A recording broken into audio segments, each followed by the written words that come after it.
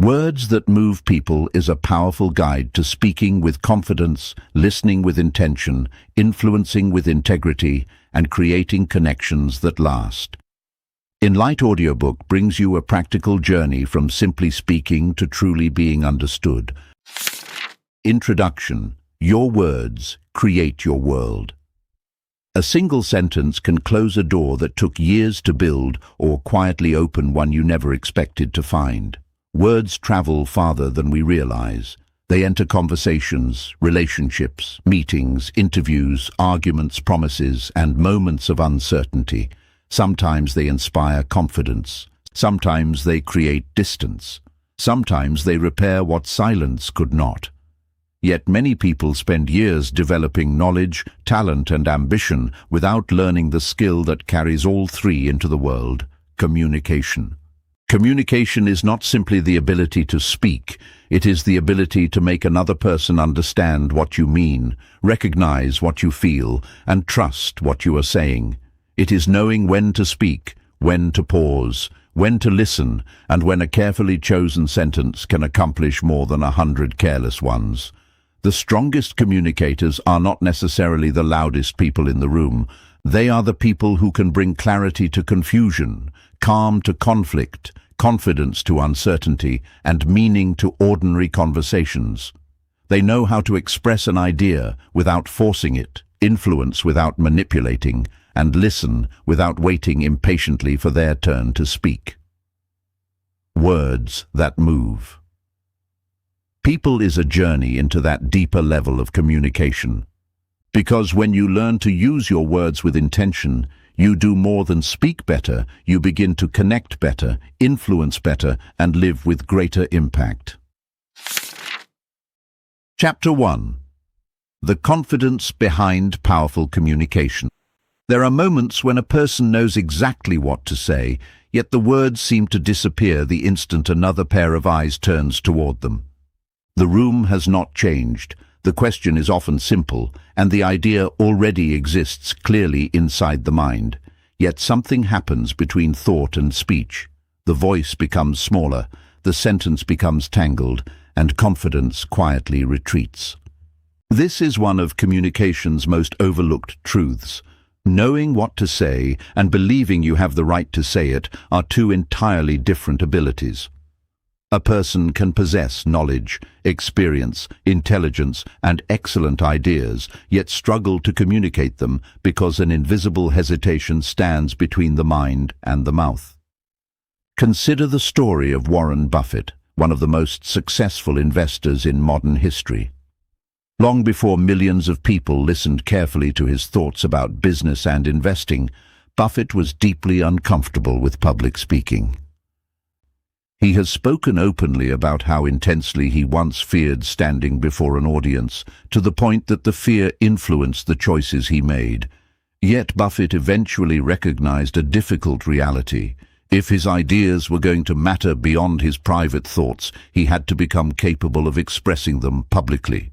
He enrolled in a Dale Carnegie public speaking course and deliberately confronted a weakness that had once controlled him.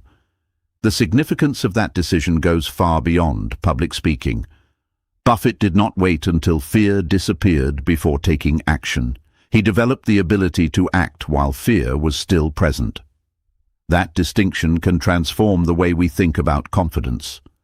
Many people imagine confidence as a feeling that arrives first, followed by courageous behavior. In reality, confidence is often the residue of repeated action. You speak once and discover that the world does not collapse. You ask a question and realize that uncertainty is survivable. You express an opinion respectfully and learn that disagreement does not automatically mean rejection. You make an awkward remark, recover from it, and discover that imperfection is not the same as failure. Each experience leaves behind a small piece of evidence: I can handle this. Over time, those pieces of evidence become self-trust, and self-trust becomes confidence. This is why waiting to feel completely ready can become a subtle form of avoidance. Confidence rarely knocks on the door before you begin. More often, you build the door while walking through it. Yet confidence should never be confused with volume. The loudest person in a room may be the least secure, while someone who speaks quietly can possess remarkable authority. Genuine confidence has little to do with dominating attention and much more to do with maintaining composure.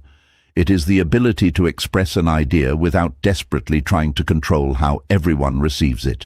It means being able to say, "I disagree," without turning disagreement into hostility, and "I don't know," without experiencing ignorance as humiliation. It means asking for clarification without pretending to understand and changing your position when new evidence deserves to change it. A confident communicator does not need to decorate every sentence with an apology.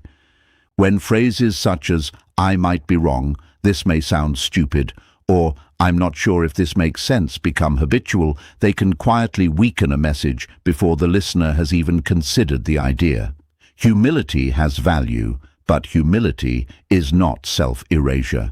You can remain respectful without shrinking yourself. You can acknowledge uncertainty without surrendering your voice. Confidence also reveals itself through something surprisingly powerful: the ability to pause. Insecure speakers often rush to fill silence because an empty second feels like evidence of weakness. A question arrives, and an answer is forced out before the thought has fully formed. A disagreement appears, and an emotional response escapes before judgment has had time to catch up. But silence, when used deliberately, can become a form of composure. A brief pause gives the mind room to arrange its thoughts, prevents emotion from seizing control, and allows the next sentence to emerge with intention rather than impulse. You do not have to answer every question instantly. Sometimes, "Let me think about that for a moment," communicates more confidence than a hurried answer ever could. There is another obstacle that quietly follows people into meetings, classrooms, friendships, interviews, and relationships: the desire for universal approval.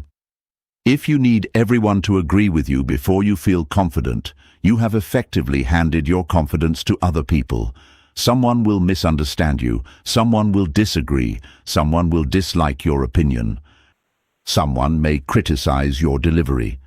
None of these experiences automatically means you communicated badly.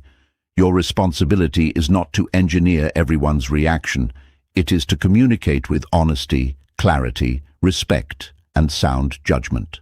This shift in perspective is liberating because it replaces an impossible goal with a meaningful one.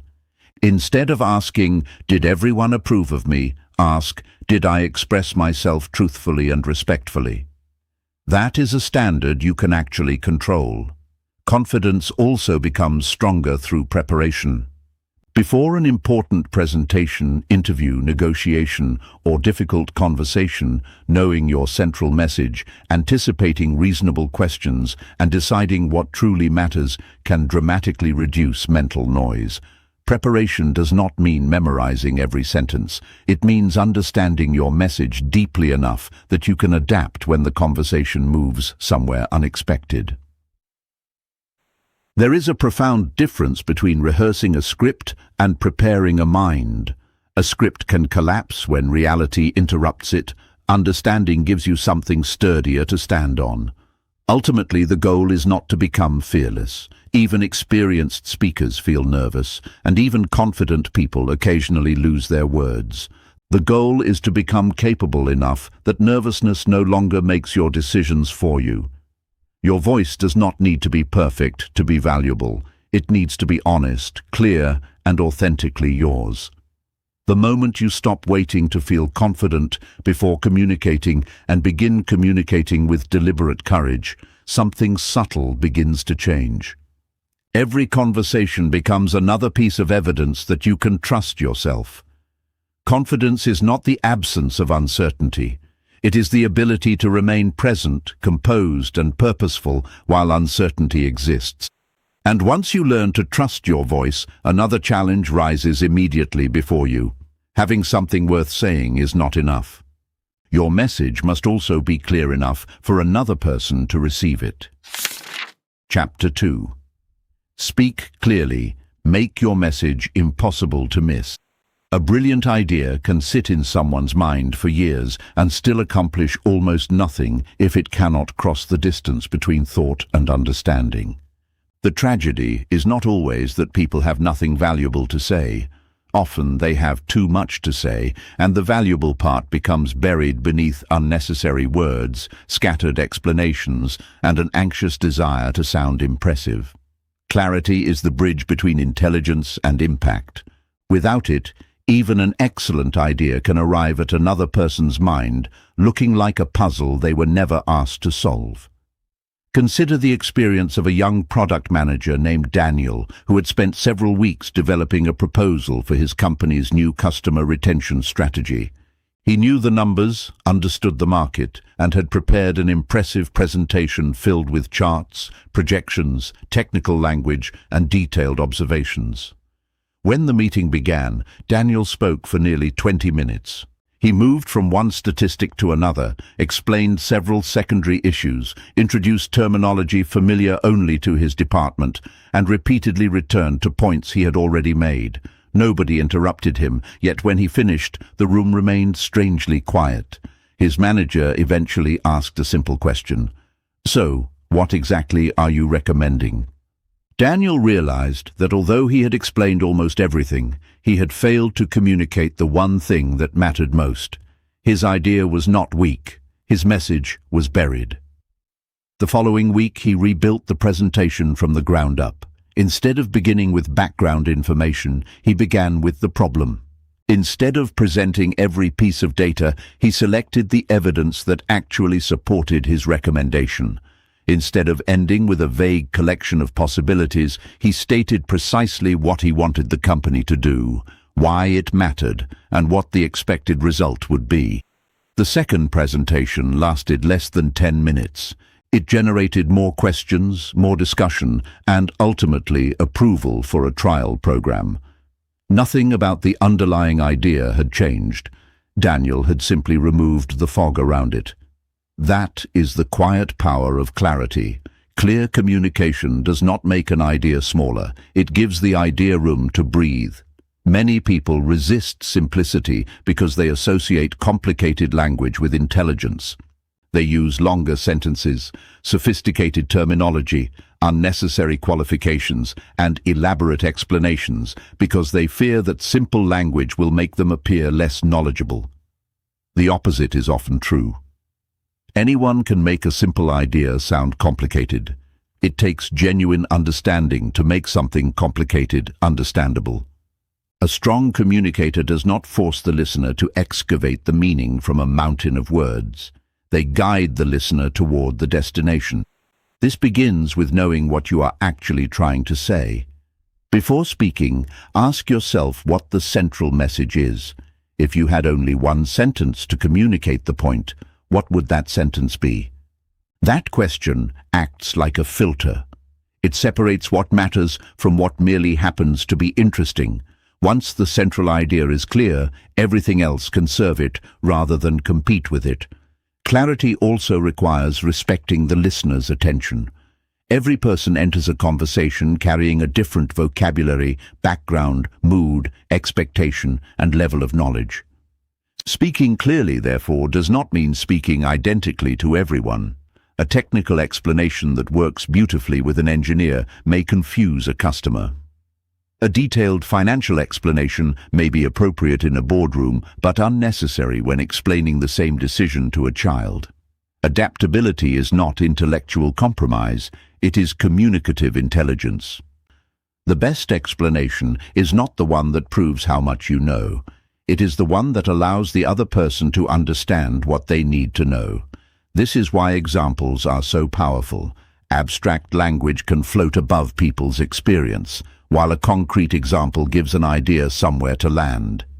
If you tell someone that good communication requires emotional awareness, the concept may sound admirable but vague. If you explain how a manager notices that an employee has become unusually quiet during a meeting, pauses before criticizing the employee's performance, and later discovers that the employee is dealing with a serious personal difficulty, the principle becomes tangible. Examples turn concepts into experiences. Clarity also depends on knowing when to stop.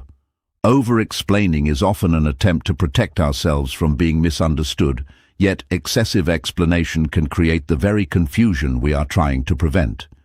Once your meaning is clear, give it space. Allow the listener to process it.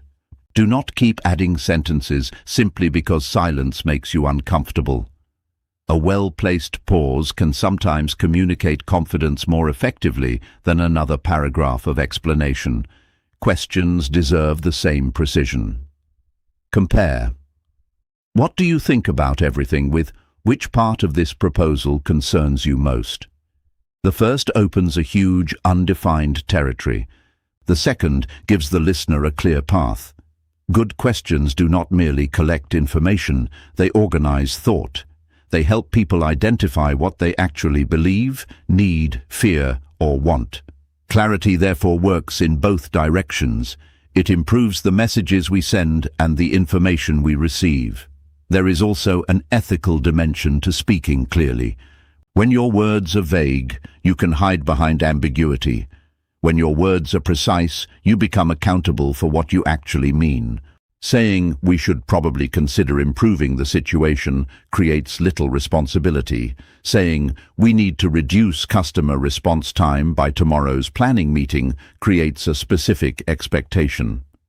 Precision can feel uncomfortable because it removes the shelter of vagueness, but that discomfort is often the beginning of credibility. People trust communicators who make their meaning visible. They know where the speaker stands, what is being requested, and what matters. That does not mean every conversation should sound rigid or formal. Human communication needs warmth, humor, emotion, and spontaneity. Clarity is not about stripping personality from your words. It is about making sure personality does not bury the message. Your goal is not to sound impressive. Your goal is to be understood. When people understand you, they can respond. When they can respond, progress becomes possible. When your message remains buried beneath unnecessary complexity, even your best intentions can become stranded. The world does not reward every brilliant thought. It responds to the thoughts that can travel. Clarity creates credibility because it tells people that you respect their time, their attention, and their ability to understand. Speak so that your meaning can be found without a map. Say what matters, remove what does not, and let your strongest idea stand where everyone can see it. Because communication reaches its true power, not when you have said everything you know, but when the other person understands exactly what you mean. Chapter 3. Listen like you actually care. Some conversations leave us strangely energized, not because we said anything remarkable, but because the other person made us feel that our words had somewhere safe to land. There is a rare quality in people who can listen without appearing distracted, impatient, or secretly rehearsing their next sentence. Their attention feels almost physical. You sense that for those few minutes, you are not competing with a phone, a clock, a story from their own life, or an invisible need to impress. You are simply being heard. That experience is far more powerful than most people realize. We often treat communication as an exercise in expression, as though the person with the better vocabulary, sharper argument, or more entertaining story is automatically the better communicator. Yet some of the most influential conversations begin with almost no speaking at all. They begin with attention. Consider a real situation involving a senior manager named Eleanor, who was known throughout her company for being intelligent, decisive, and exceptionally articulate. Her meetings were efficient, her presentations were polished, and her ability to solve problems was respected. Yet over time, she noticed something unsettling. Her team had become quieter around her. People stopped volunteering difficult opinions. Problems reached her only after they had become serious. During meetings, employees nodded frequently but rarely challenged her ideas. At first, Eleanor interpreted this as evidence that the team was aligned. Then one afternoon, a trusted colleague told her something uncomfortable. People don't always tell you what they think because they feel you've already decided what you think. The comment stayed with her. Elena realized that she had developed a habit of listening while preparing her response. When someone raised an issue, she immediately searched for a solution. When an employee disagreed, she began constructing a counter-argument before the person had finished.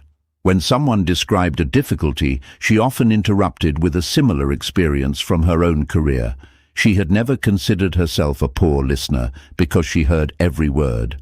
But hearing was not the problem. Presence was. She decided to experiment. During her next meetings, she resisted the urge to solve problems immediately. She asked follow-up questions instead. What makes you say that? What do you think we're missing?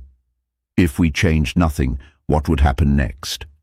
She occasionally sat with several seconds of silence before responding. At first, the silence felt uncomfortable. Then something changed. Her team began speaking more freely. People raised concerns earlier. Ideas became less polished but more honest. Eventually, Eleanor discovered that she had not needed to become a better speaker to improve her leadership. She had needed to become a better listener. The lesson reaches far beyond the workplace. Listening is difficult because genuine listening requires us to temporarily place our own internal world on hold. While another person is speaking, our minds are busy. We compare their story with our own, prepare advice, evaluate their argument, anticipate where they are going, and sometimes quietly decide what their words mean before they have finished explaining them. We may be physically present while mentally somewhere else. This is why listening is an act of discipline. It asks us to resist the impulse to make every conversation about our reaction to it. One of the simplest ways to improve is to stop treating every pause as an invitation to speak. A pause may mean that someone is searching for the right words. It may mean they are deciding whether they trust you enough to continue. It may mean the subject is more emotional than they initially expected. If you rush into the silence, you may accidentally close a door that was just beginning to open. Sometimes the most valuable response is not advice, but curiosity. Instead of immediately saying, "You should do this," ask, "What do you think you want to do?" Instead of assuming you understand someone's frustration, ask, "What part of this has been hardest for you?" Questions like these do more than gather information. They communicate something deeper. Your experience matters enough for me to understand before I judge. That feeling can transform relationships. People become more open when they sense that they will not immediately be corrected, interrupted, or compared. This does not mean agreeing with everything someone says. Listening and agreement are entirely different acts. You can understand a person's position without adopting it. You can acknowledge someone's pain without approving every decision they made. You can listen carefully to an argument and still reach a different conclusion. The purpose of listening is not surrender. It is understanding. And understanding gives you something that immediate reaction cannot: context. Context changes everything. A harsh sentence may sound offensive until you discover the fear behind it. A colleague's apparent indifference may look careless until you learn that they were never given the information they needed. A friend's distance may feel personal until you realize they have been carrying a private burden. Listening does not excuse harmful behavior, but it often reveals the missing piece that makes a person's behavior intelligible. There is also a quiet generosity in remembering what people tell you. When someone mentions an important interview, a family concern, a personal goal, or a challenge they are facing, remembering it later communicates that their words did not simply pass through the room and disappear. You noticed. You retained something. You cared enough to carry a small piece of their story forward. That is why people often remember less about the exact words spoken in a conversation than about how they felt while speaking. Did they feel rushed, dismissed, judged, or did they feel that someone had genuinely made room for them? The difference can shape relationships more profoundly than any clever phrase. In a world filled with noise, attention has become a form of respect. To listen deeply is to tell another person, without saying it directly, "For this moment, you matter more than my urge to respond." That does not require extraordinary talent. It requires restraint, curiosity, patience, and the willingness to let another person's experience exist without immediately turning it into a lesson about yourself. The strongest communicators understand something that constant talkers often miss. Conversation is not a stage where two people compete for airtime. It is a bridge built from both sides. Your words may introduce you, but your listening reveals whether you are truly interested in meeting the other person. When people feel heard, they become more willing to trust. When they trust, they become more willing to tell the truth. And when truth enters a conversation, genuine connection finally has something real to work with. Listening is not the silence between your words, it is the attention that gives your words meaning. Chapter 4. The Emotional Intelligence of Great Communicators. A conversation can change direction in less than 3 seconds. One moment, two people are discussing an ordinary problem. The next, a single sentence lands badly, a voice becomes sharper, a face closes, and what could have been a useful exchange turns into a contest of defensiveness. The words may be remembered, but the real turning point often happened before the words were spoken. Emotion entered the room first. This is where emotional intelligence becomes one of the most valuable communication skills a person can develop. Knowing what to say matters, but knowing what is happening emotionally, inside yourself and inside another person, can matter even more.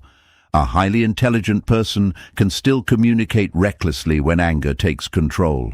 A gifted speaker can destroy trust by failing to notice discomfort.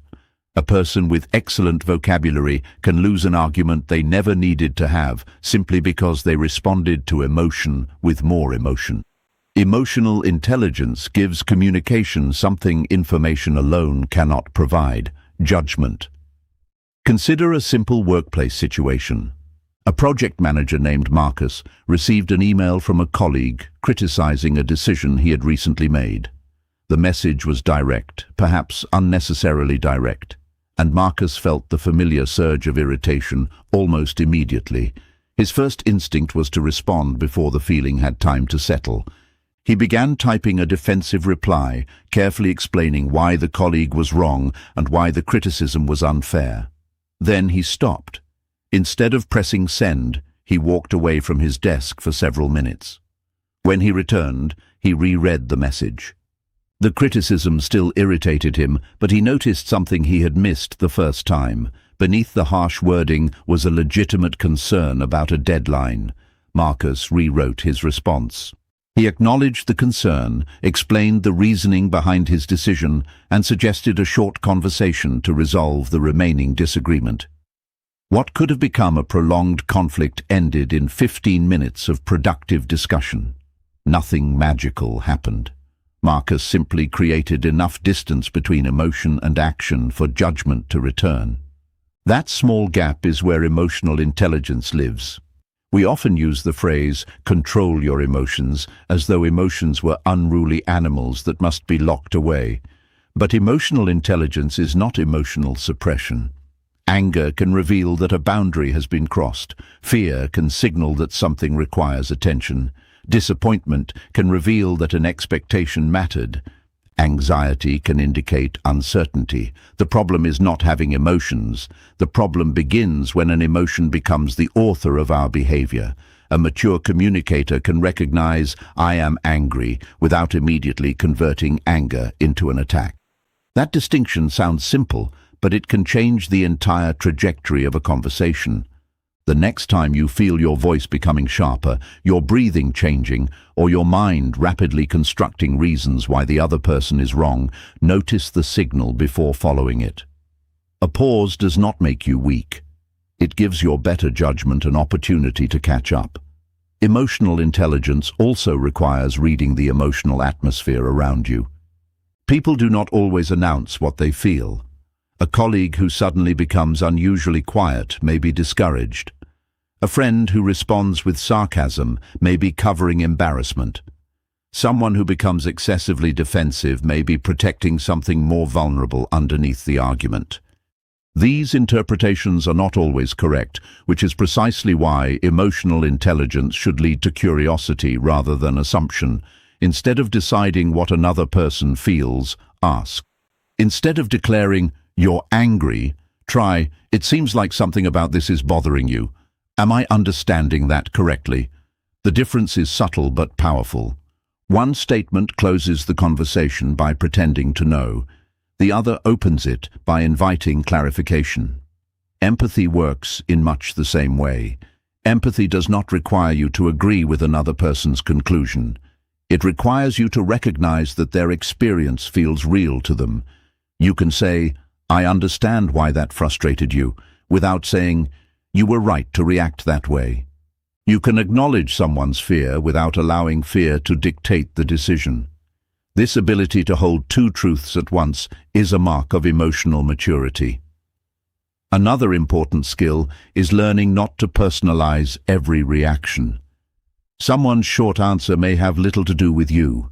Someone's bad mood may have begun long before they entered the room. Someone's criticism may reflect their own pressure, expectations, or insecurity as much as it reflects your behavior. This does not mean ignoring legitimate feedback. It means examining the situation before absorbing it emotionally. Without that examination, we can spend enormous energy defending ourselves against accusations that were never really about us. Great communicators understand timing as well. The right words delivered at the wrong emotional moment can still fail. A useful observation offered while someone is overwhelmed may sound like criticism. A reasonable correction delivered publicly may feel like humiliation. An honest conversation attempted in the middle of anger may produce wounds instead of understanding. Emotional intelligence teaches us to ask not only, "What should I say?" but also, "Is this the right moment to say it?" Sometimes the most intelligent communication is delayed communication. The ability to pause, read the atmosphere, and choose the right moment transforms communication from reaction into intention. This is especially important during disagreement. When people feel threatened, they rarely listen to understand, they listen to defend. If you respond to defensiveness with greater defensiveness, the conversation becomes an emotional staircase with no easy way down. Someone must interrupt the pattern. That person does not have to surrender, they simply have to stop feeding the fire. A calmer tone, a thoughtful question, or a deliberate pause can change the temperature of an entire exchange. Emotional intelligence, then, is not about becoming endlessly agreeable or emotionally passive. It is about remaining connected to yourself while remaining aware of others. It allows you to speak honestly without becoming careless, disagree without becoming hostile, and protect your boundaries without turning every boundary into a battle. The most powerful communicator is not the person who always has the quickest reply. It is the person who can feel deeply without being ruled by what they feel. In the space between emotion and response lies your freedom. That space may be only a few seconds, but within those seconds you can choose patience over impulse, curiosity over assumption, and wisdom over reaction. The quality of your communication often depends less on the emotions you experience than on what you choose to do with them. Chapter 5. Body language. What you say without words. Before a conversation has properly begun, something has already been communicated. A person walks into a room, takes a seat, looks toward the people waiting, and says nothing. Yet within seconds, others may form impressions about confidence, discomfort, openness, authority, or uncertainty. None of those impressions is guaranteed to be correct, but the mind is constantly interpreting signals that exist beyond vocabulary. Communication begins before the first sentence. The position of your shoulders, the steadiness of your gaze, the pace of your movements, the expression on your face, and even the way you pause before answering can quietly shape how your words are received. This is the invisible language of human interaction, and learning to understand it does not require becoming theatrical or artificial. It requires becoming aware of the messages your presence may already be sending. Consider two candidates arriving for the same job interview. Both possess similar qualifications, both have prepared thoughtful answers, and both genuinely want the position. The first candidate enters quickly, sits down before being invited, keeps glancing toward the door, speaks rapidly, and repeatedly looks away whenever a difficult question appears. The second candidate walks in at a measured pace, greets the interviewer naturally, sits comfortably, maintains reasonable eye contact, and takes a brief moment before answering challenging questions. Neither candidate has said anything extraordinary, yet the second person may appear more composed, not necessarily because they are more capable, but because their nonverbal behavior is reinforcing the message they are trying to communicate. This does not mean body language is a collection of secret codes that can be mastered like a manual. Human behavior is too complex for that. Crossed arms do not automatically mean defensiveness. Avoiding eye contact does not always indicate dishonesty. A person looking away may simply be thinking. The mistake is to treat individual gestures as definitive evidence. Effective communicators look for patterns, context, and consistency rather than jumping to conclusions. Your own body language, however, is something you can influence. One of the most noticeable signals is posture. When someone collapses inward, lowers their head, or constantly shifts in their seat, their words may sound uncertain even when their ideas are strong. A balanced posture communicates something different. It does not require rigid shoulders or exaggerated poses. It simply means allowing your body to occupy space naturally, keeping yourself physically open and avoiding the impression that you are trying to disappear. Confidence often looks remarkably ordinary when it is genuine. Eye contact works in much the same way. Too little can create distance, while excessive, unbroken staring can feel aggressive or unnatural. Healthy eye contact moves with the rhythm of conversation. You look, listen, glance away naturally, and return your attention. The goal is not to prove confidence through your eyes. It is to demonstrate presence. Facial expressions also carry enormous weight because they can either support or contradict your words. Saying, "I'm happy to see you," while wearing an expression of irritation creates a confusing message. Saying, "I'm listening," while repeatedly checking your phone communicates something entirely different. People notice these contradictions, even when they cannot immediately explain why something feels wrong. This is why authenticity matters more than performance. You cannot build lasting trust by learning to imitate confidence while your behavior communicates discomfort. The strongest nonverbal communication emerges when your internal state and external behavior gradually become more aligned. Your voice itself is also part of body language. The same sentence can sound reassuring, uncertain, impatient, enthusiastic, or dismissive, depending on tone, rhythm, volume, and pace. Speaking too quickly can make thoughtful ideas sound nervous. Speaking too slowly can make simple points feel unnecessarily heavy. A well-placed pause can add weight to an important sentence, while a constant stream of words can flatten everything into one uninterrupted sound. Your voice has texture, and that texture influences meaning. Think about someone telling you, "That's fine." The words alone tell you almost nothing. Depending on tone, the sentence could communicate genuine acceptance, frustration, resignation, sarcasm, or concealed disappointment. The vocabulary has remained unchanged, but the message has transformed. This is why becoming a better communicator requires more than choosing better words.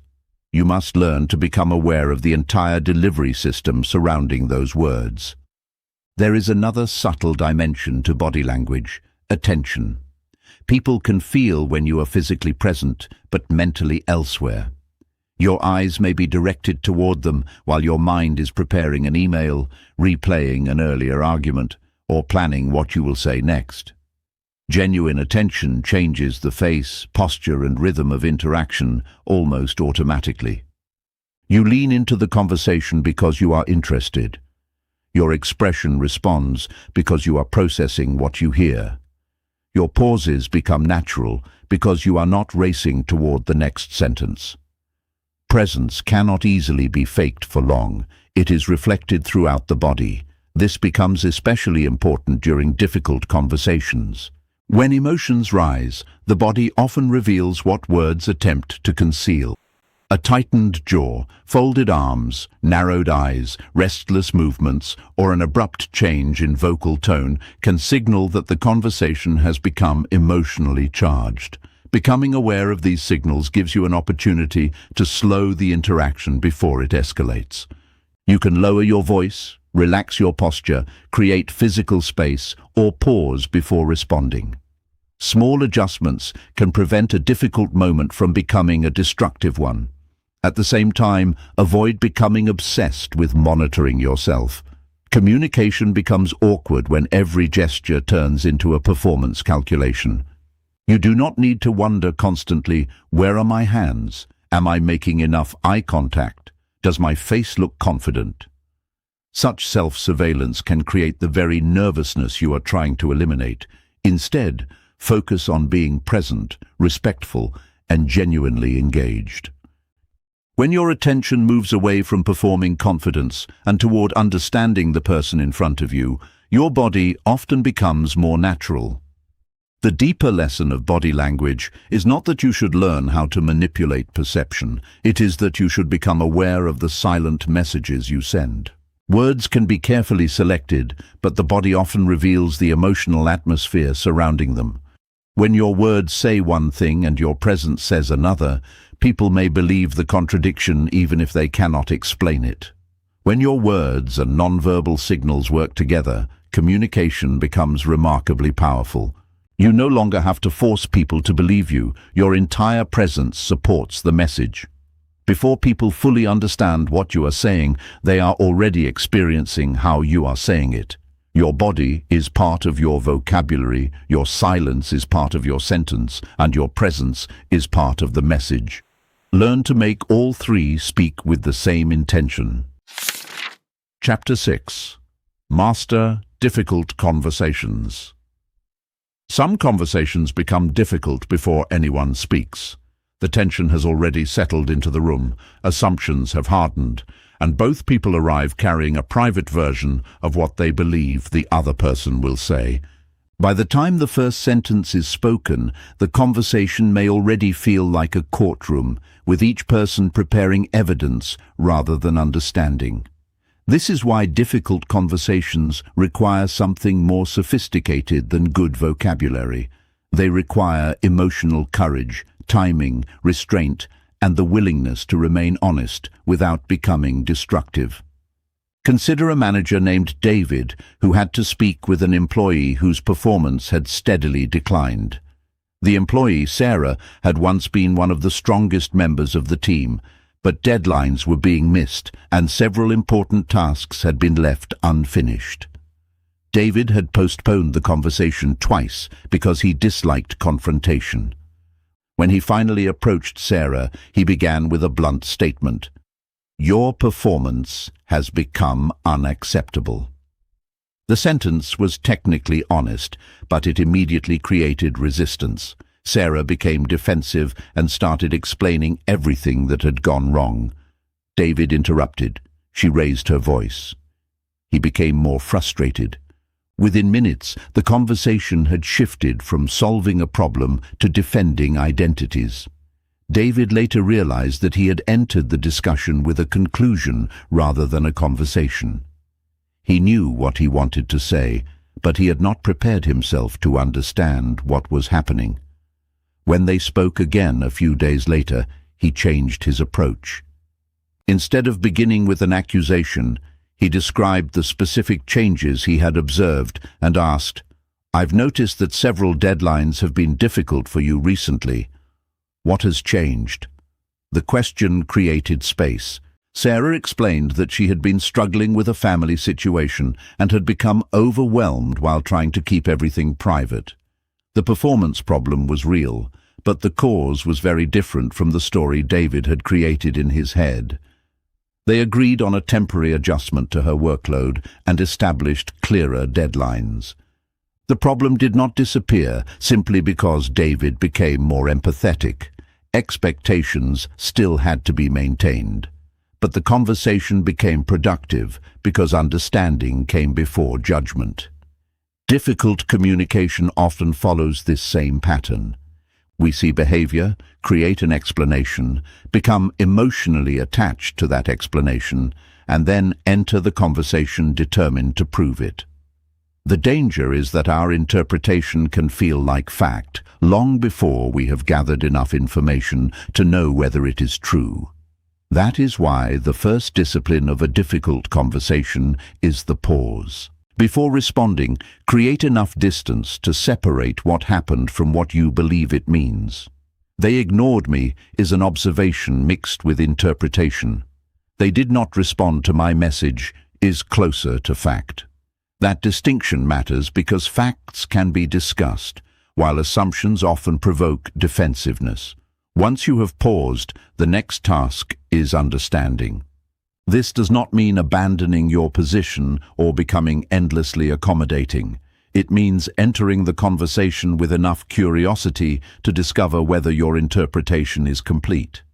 Ask questions that invite explanation rather than questions designed to trap the other person. "Why would you do that?" often sounds like an accusation. "Can you help me understand what happened?" creates a different atmosphere. The words are similar in purpose, but radically different in emotional effect. After understanding comes clarification. Difficult conversations become more manageable when vague complaints are replaced by specific observations.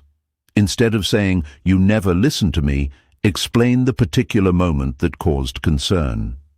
Instead of saying, "You don't respect my time," describe the repeated behavior that created that impression.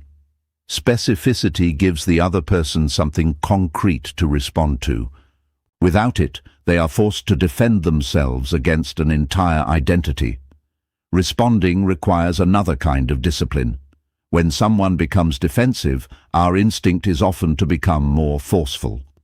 We speak louder, repeat ourselves, and add more evidence, hoping intensity will produce understanding. Usually, it produces resistance. A calmer response can interrupt that cycle. You can acknowledge the emotion without surrendering your position. "I can see that this is frustrating. I still think we need to address what happened." That sentence does two things at once. It recognizes the person's experience while keeping the issue alive. This is what emotionally intelligent communication often looks like, not choosing between honesty and kindness, but learning how to carry both. The final stage is resolution. And resolution does not always mean agreement. Sometimes the goal is a practical decision.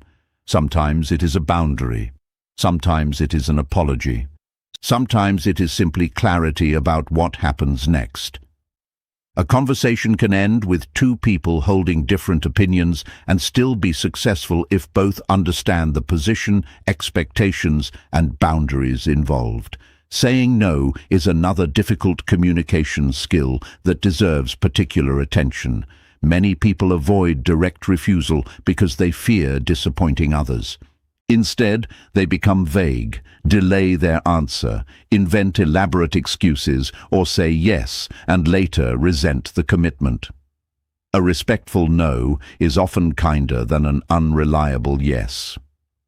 "I appreciate you asking, but I'm not able to take this on right now," is clear without being cruel.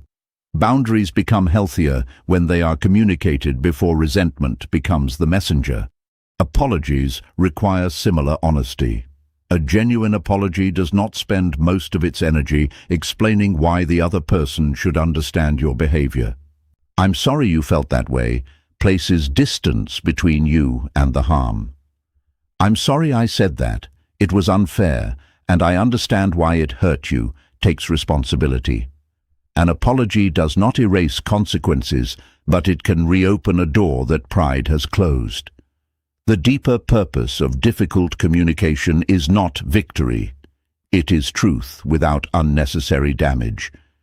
You cannot control whether another person responds maturely, but you can control whether you enter the conversation prepared to listen, speak honestly, and remain grounded. Sometimes courage sounds like a boundary. Sometimes it sounds like an apology. Sometimes it sounds like a question asked when an accusation would have been easier. And sometimes courage is the decision to walk away from a conversation temporarily because continuing in that emotional state would only make the wound deeper. Difficult conversations are not signs that a relationship has failed. Often, they are the places where relationships reveal whether they are strong enough to become more honest. The goal is not to win every difficult conversation. It is to leave the conversation with your honesty intact and your humanity intact. When you learn to pause before reacting, understand before judging, clarify before accusing, and resolve before retreating, even uncomfortable conversations can become pathways to trust, rather than reasons to destroy it. Chapter 7. Influence without manipulation. A person can make others obey and still fail to earn their respect. Another person can say very little and somehow make everyone in the room want to listen, participate, and move in the same direction. The difference is not authority alone, it is influence. Genuine influence does not feel like pressure pressing against the mind. It feels like an idea becoming clearer, more meaningful, and easier to believe. This distinction matters because influence is often misunderstood. We associate it with persuasion, negotiation, leadership, sales, or even manipulation, as though influencing another person necessarily means getting them to do something they would not otherwise choose. But ethical influence is fundamentally different. It does not corner people. It gives them a reason to move. Consider a team leader named Michael who was asked to persuade his colleagues to adopt a new software system. His first approach was straightforward but ineffective. He presented statistics, listed advantages, explained how much money the company could save, and repeatedly emphasized that senior management expected everyone to cooperate. His presentation was logical, but the team remained unconvinced. They understood the system. They simply did not care enough to change. Michael eventually realized that he had been explaining the company's reasons instead of addressing the team's concerns. In his next meeting, he began differently. He asked what frustrated people most about the existing system. Employees spoke about repetitive tasks, unnecessary approvals, and hours spent searching for information. Michael then connected the new software directly to those problems. The technology had not changed. The message had. Instead of asking people to support an abstract corporate initiative, he showed them how the change could remove specific frustrations from their working lives. Resistance softened because the proposal finally had personal meaning. This is one of the foundations of ethical influence. People listen more carefully when they can see where an idea intersects with something they value. Influence begins with understanding. Before trying to move someone, learn what matters to them. A manager may care about efficiency, while an employee cares about autonomy. A customer may care about reliability, while another cares primarily about convenience. A friend may need reassurance rather than advice. The same message can therefore become more persuasive when its language reflects the other person's perspective. This is not manipulation. Manipulation hides intention to gain control. Ethical influence makes the intention visible and respects the other person's freedom to choose. Trust is equally important. People may listen to an impressive speaker once, but they rarely follow someone they fundamentally distrust. Credibility grows through consistency between words and actions. If you promise to listen, listen. If you say you value honesty, do not punish people for telling you uncomfortable truths. If you ask others to take responsibility, accept responsibility yourself. Influence becomes powerful when people believe that your words are connected to your character. Storytelling can strengthen that influence because people do not process every decision as a spreadsheet of facts. A well-chosen story gives an abstract idea a human face. Numbers can demonstrate scale. Stories reveal significance. The strongest communicators know when to use evidence and when to help people feel the consequence behind the evidence. Yet influence should never become a contest of psychological tricks.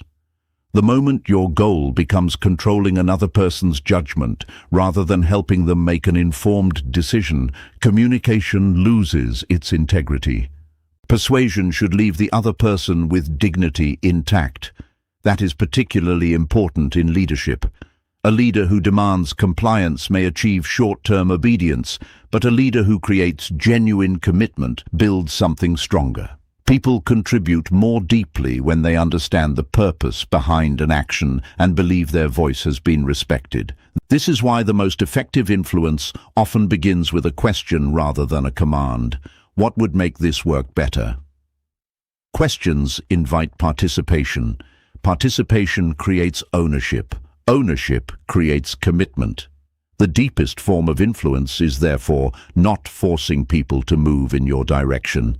It is helping them discover a reason to move willingly. People rarely follow words alone. They follow people they trust, understand, and believe.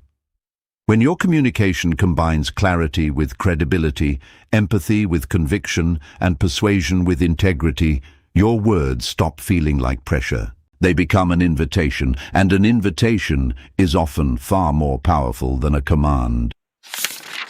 Chapter 8. Become the person. People want to talk to. Some people have a peculiar ability to make a conversation feel larger than the room in which it takes place. They do not necessarily speak the most, tell the funniest stories, or possess the most impressive titles. Yet when they sit beside you, something changes. You become less guarded. You explain more. You find yourself mentioning thoughts you had not planned to share. Their secret is rarely a clever conversational technique. More often it is something quieter, genuine interest. There is a profound difference between wanting to be interesting and wanting to understand. The first directs attention toward yourself. The second creates space for another person to exist without having to compete for it. This is where meaningful communication begins. Consider a young professional named Nadia, who had recently moved to a new city for work. She attended networking events regularly, collected contacts, exchanged polite introductions, and left with a pocket full of business cards. Yet almost none of those encounters developed into meaningful relationships. She had been approaching conversations as opportunities to present herself. She talked about her education, her ambitions, her projects, and the kind of work she hoped to pursue. Everything she said was accurate, but very little of it created connection. One evening, she met an older entrepreneur named Helen at a small professional gathering. Instead of immediately explaining her own career, Nadia asked Helen what had originally drawn her into the industry. Helen began telling a story about a business she had started years earlier, including a major failure that had nearly forced her to close it. Nadia listened, asked what she had learned from the experience, and remembered a detail Helen mentioned about her first employee. Their conversation lasted nearly an hour. When Nadia left, she realized something unexpected. She had spoken less than she usually did, yet the interaction felt far more valuable. A week later, Helen contacted her and invited her to another event. Nadia had not networked more effectively. She had connected more sincerely. Curiosity had accomplished what self-promotion could not. Genuine curiosity is one of the most underrated communication skills because it changes the entire emotional atmosphere of a conversation. When you are genuinely curious, you stop treating another person as an audience and begin treating them as a world worth exploring. You listen for details. You notice what excites them. You ask about the experience behind the opinion instead of immediately debating the opinion itself. You become interested in the story beneath the statement. This does not mean interrogating people with endless questions. Good conversation is not an interview. Questions should be balanced with attention, reflection, humor, and your own experiences. If someone tells you about a difficult career decision, you do not need to respond with a 10-minute story about your own life. Sometimes a simple, "What made that decision so difficult for you?" is enough to open another layer of the conversation. The quality of a question often determines the depth of the answer. Compare, "Did you enjoy the trip?" with, "What surprised you most about the trip?" The first can be answered with a single word. The second invites a story. Questions that encourage stories often create stronger connections because stories reveal emotions, values, memories, and personal meaning. There is another powerful habit that separates memorable communicators from forgettable ones: remembering. When someone tells you about an upcoming interview, a sick parent, a personal project, or a goal they have been working toward, remembering it later sends a quiet but unmistakable message. I was listening. You mattered enough for your words to stay with me. Imagine meeting someone again 2 weeks after they mentioned an important presentation and asking, "How did it go?" That simple question may mean more to them than a sophisticated compliment ever could. Attention becomes meaningful when it continues beyond the moment.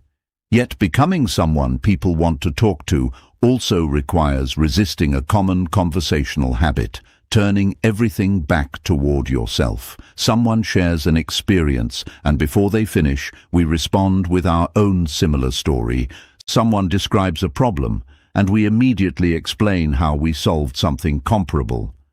Someone expresses an emotion, and we offer advice. Often we do this with good intentions. We want to demonstrate empathy by showing that we understand. But sometimes the other person does not need a comparison. They need room. There is a difference between saying, "I know exactly how you feel because the same thing happened to me," and saying, "That sounds difficult. What was that like for you?" The first places our experience beside theirs. The second leaves the spotlight where it belongs. This does not mean conversations should become one-sided. Healthy connection moves back and forth. You reveal something about yourself, the other person responds, and gradually both people become known. Vulnerability works best when it is mutual rather than demanded. Share honestly, but do not turn openness into a performance.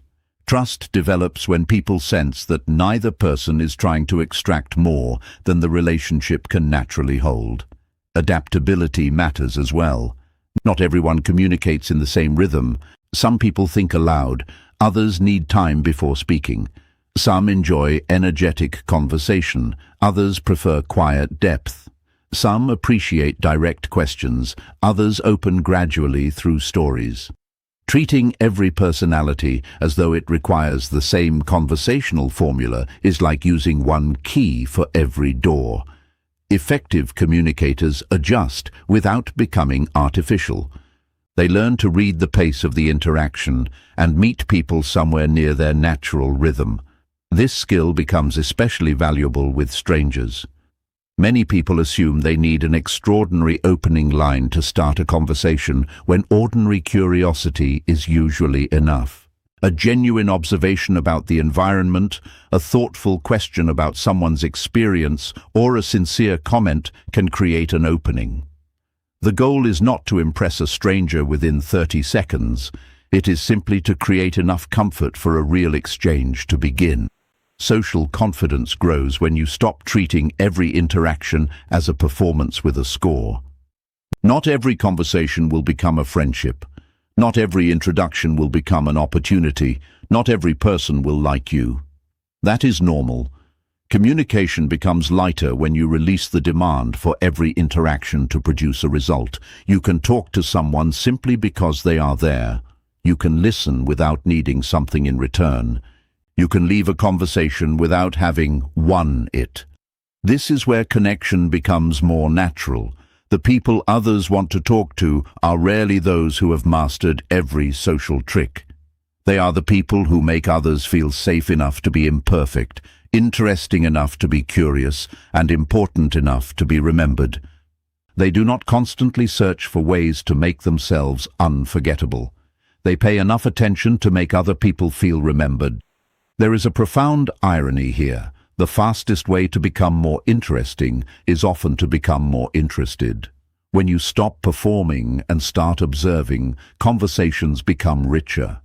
When you stop preparing your next sentence and start absorbing the present one, people reveal more. When you stop asking, "How can I impress this person?" and begin asking, "What can I understand about this person?" communication becomes less exhausting and far more meaningful. Connection cannot be manufactured through technique alone. It grows when curiosity is sincere, attention is generous, and respect is consistent. People may forget the clever things you said, but they rarely forget how completely they were allowed to be themselves in your presence. That is the deeper art of communication, not merely becoming someone worth listening to, but becoming someone around whom people feel genuinely heard. Conclusion: let your words work for you. A conversation rarely ends when the final sentence is spoken. Its effects continue quietly in the confidence someone carries away, the trust that has been strengthened, the misunderstanding that has been repaired, or the opportunity that suddenly feels possible. Words leave traces. Some disappear almost immediately, others remain in someone's mind for years. That is why communication deserves far more attention than simply learning how to speak well. Throughout this book, we have moved beyond vocabulary and technique into something more fundamental: the character behind communication. Confidence teaches you to trust your voice without becoming arrogant. Clarity teaches you to remove the fog between your thoughts and another person's understanding. Listening teaches you that attention can be more powerful than eloquence. Emotional intelligence teaches you to create space between feeling and reaction. Body language reminds you that your presence speaks before your sentences do. Difficult conversations teach you to protect honesty without sacrificing humanity. Influence reveals that persuasion becomes meaningful when it is built on trust rather than manipulation. And genuine connection reminds you that the most compelling communicator is often the person who makes others feel seen. None of these abilities requires you to become someone you are not. They require you to become more intentional about who you already are. The real transformation begins in ordinary moments. Listen for a few seconds longer before interrupting. Replace a vague explanation with a clear one. Pause before answering when emotion rises. Ask a question because you genuinely want to understand. Say no without unnecessary guilt. Admit when you are wrong. Give someone your full attention when they are speaking. These actions may appear small, but communication is built from small moments repeated consistently. Your words will not always be perfect. You will misunderstand people. You will speak too quickly, choose the wrong phrase, lose your patience, or wish you had answered differently. That is not failure.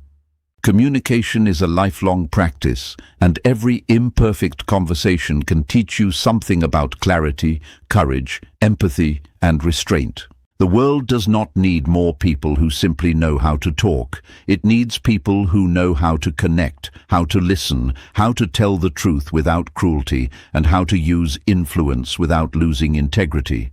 Your voice has always carried power. The question is what you will choose to do with it. Speak with purpose, listen with presence, influence with integrity, and let your words become the bridge between who you are and the people you are capable of reaching.